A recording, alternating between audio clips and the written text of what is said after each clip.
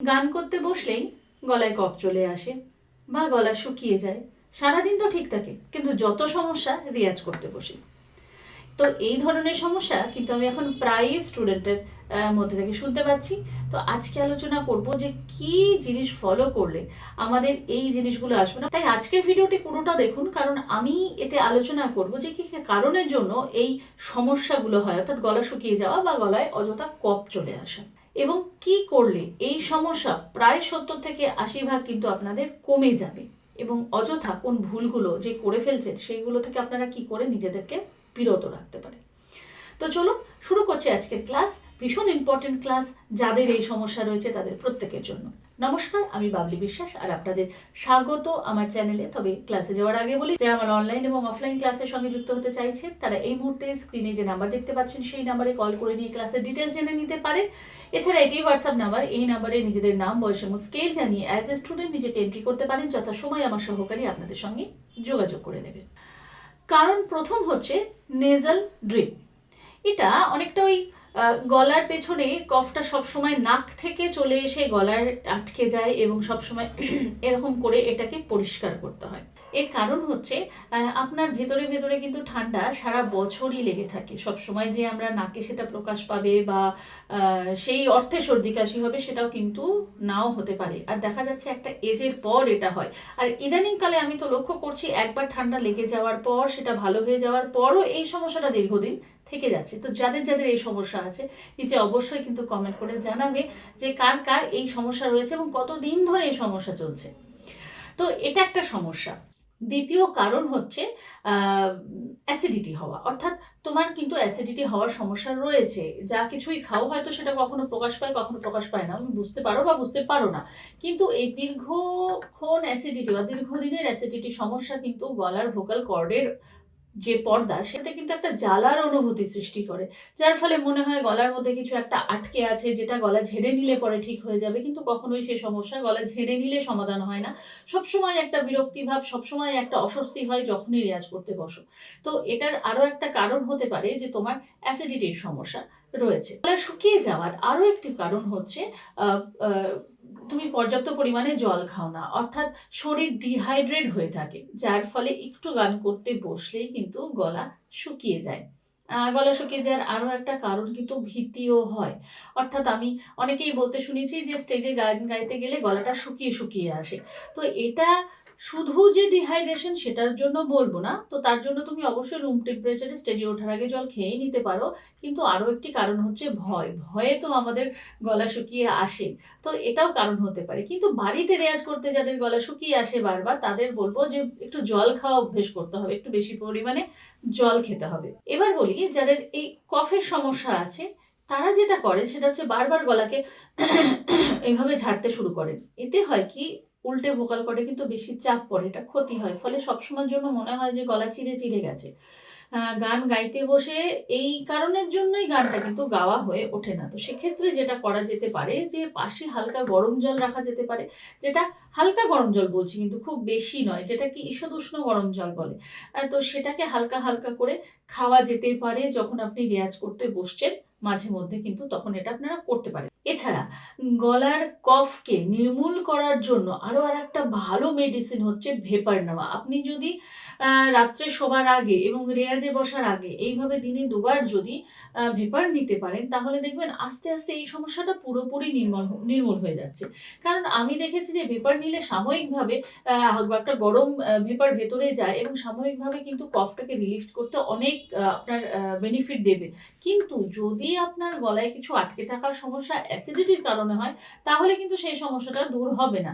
তো সেক্ষেত্রে গরম জল খান বারবার, কারণ গরম জল অ্যাসিডিটি কমাতে সাহায্য করে। তাছাড়া আপনার খাওয়া দাওয়া কি পরিমাণে হচ্ছে, মানে কি ধরনের খাওয়া দাওয়া করছেন, বেশি তেল মশলা জাতীয় খাওয়া দাওয়া করছেন কিনা সেই জায়গাটাও কিন্তু দেখতে হবে। তাহলেও কিন্তু আপনার এই যে সমস্যা গলায় কিছু আটকে থাকা, এটা কমে যাবে। চেষ্টা করুন ঘুমানোর 2 ঘন্টা আগে রাত্রের খাওয়াটা শেষ করতে, তাহলে আপনার হজমটা ঠিক মতন হবে। হজম ঠিক মতন হলে আপনার অ্যাসিডিটি হবে না এবং সারা রাতের ঘুমটা পর্যাপ্ত পরিমাণে হবে। ভয়েসে কোনো রকম সমস্যা যদি না চান তাহলে পর্যাপ্ত পরিমাণে ঘুম এবং না খুব ভালো রকমের গুড স্লিপ যেটাকে বলে সেটাও কিন্তু খুব জরুরি। তো তার জন্য আপনি খাওয়া-দাওয়া কখন করছেন, কত লেট করে খাওয়া-দাওয়া করছেন সেই বিষয়টাও কিন্তু একটু খেয়ালে রাখতে হবে। গলা শুকিয়ে যাওয়ার জন্য বলবো যে রুম টেম্পারেচারে যেটা একটু আগে বললাম জল তো খাবেন। চা, কফি ঘন, ঘন খাওয়ার যদি অভ্যেস থাকে তাহলে কিন্তু সেটা একটু কমাতে হবে। কারণ চা, কফি ঘন, ঘন কারণ চায়ের মধ্যে চা, কফির মধ্যে যেটা থাকে ক্যাফিন, হ্যাঁ? যেটা তো অ্যা আ শরীরের জন্য খুব একটা ভালো জিনিস নয়। তো সেটাও যদি বারবার খান তাহলে অবশ্যই কিন্তু গলা শুকিয়ে যাওয়ার একটা প্রবণতা হতে পারে। অতিরিক্ত ধূমপান যেটা আপনার গলার জন্য কিন্তু কোনোভাবেই কাম্য নয়। ধূমপান তো স্বাস্থ্যের পক্ষেই খারাপ। আমি সেই প্রসঙ্গটা যদি বাদও দিই, আপনি চাইছেন আমি ভালো গানও গাইবো অথচ আমি চেইন স্মোকার, আমি প্রচণ্ড পরিমাণে ধূমপান করি। দুটো কিন্তু একসঙ্গে কোনোভাবেই সম্ভব নয়। তাই ধূমপান কিন্তু বর্জন করতে হবে। এবার আসি সেই প্র্যাকটিসগুলোতে যে প্র্যাকটিসগুলো আপনি করলে পরে ৫ মিনিটের মধ্যে আপনার গলার যে সমস্যাটা সেটা অনেকটা কমে যাবে। ১ম হচ্ছে যে লিপ ট্রিলিং যেটা আমি এর আগেও বলেছি।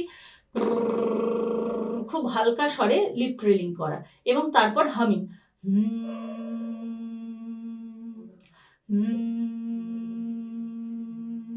লিপ ট্রিলিং অন্তত ২ মিনিট করুন, হামিং অন্তত ৫ মিনিট করুন। দেখবেন আপনার গলার মধ্যে যে শ্লেষ্মা যে ব্যাপারটা সেটা আস্তে, আস্তে কিন্তু অনেকটা কেটে যাচ্ছে।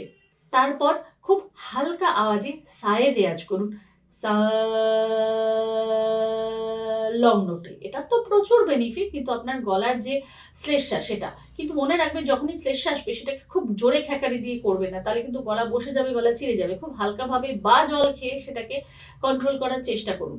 আর আরো একটা যেটা টিপস সেটা তো আমি এর আগের দিনও বলেছি যে একটা ম্যাজিক্যাল রেমেডি হচ্ছে যে লবঙ্গ এবং এলাচকে ড্রাই রোস্ট করে নিয়ে সেটাকে আপনি যদি পাউডার করে রাখেন এবং সেটা যদি আপনি খান আস্তে, আস্তে সেই সমস্যা কমে যাবে। যদি সেটা না করতে পারেন তো লবঙ্গ জাস্ট রেয়াজে বসার অন্তত ১ ঘন্টা আগে ৩-৪ টে লবঙ্গকে ভালো করে চিবিয়ে নিন। যার ঝাল, ঝাল রসটা আপনার গলার ভেতরে যেন যায় সেই ঢোকটা গিলে নিন, লবঙ্গটা থাকুক মুখে এবং রেয়াজি করতে বসার আগে বাকিটুকুনি যেটা থাকছে মুখে সেটাকে ফেলে দিন।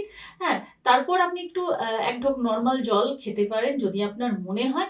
তারপর দেখবেন আপনার অন্তত 70% সমস্যা কমে গেছে যে গলার মধ্যে আর শ্লেষ্মা ভাব আসছে না এবং তার আগে যদি আপনি একটুখানি ভেপার নিয়ে নিতে পারেন তাহলে তো আপনি রেয়াজ করার সময় কোনো সমস্যাই পাবেন না। কিন্তু এটা আপনার হচ্ছে টেম্পোরারি সলিউশন। কিন্তু গলা যে আপনার কফ জমছে তার পার্মানেন্ট কারণ কি এটা খুঁজে বেড়ানোর জন্য অবশ্যই আপনার শরীরের ধাঁচটাকে লক্ষ্য করতে হবে অর্থাৎ আপনার ভিতর, ভিতর ঠান্ডা লেগে থাকে কিনা?